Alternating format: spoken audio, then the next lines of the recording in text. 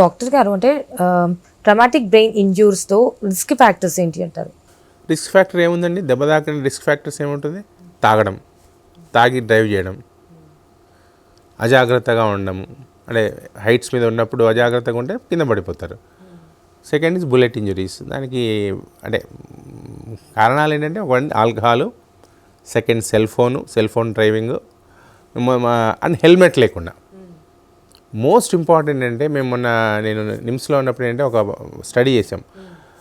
100 మంది పేషెంట్లలో హాస్పిటల్కి వచ్చేవాళ్ళు 70% మంది హెల్మెట్ పెట్టుకునే వాళ్ళంటే ఇంజరీ సివియరిటీ పెరుగుతుంది, వాళ్ళ రికవరీ తక్కువగా ఉంటుంది.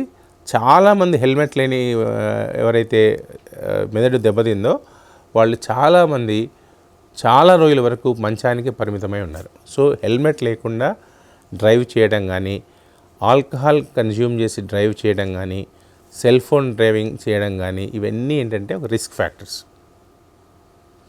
సో ఇంకా ర్యాష్ డ్రైవింగ్, కోర్స్ అది ర్యాష్ డ్రైవింగ్ అనేది అది మనందరికీ తెలుసు. Rash driving, cell phone driving, alcohol driving and అజాగ్రత్తగా డ్రైవ్ చేయడం.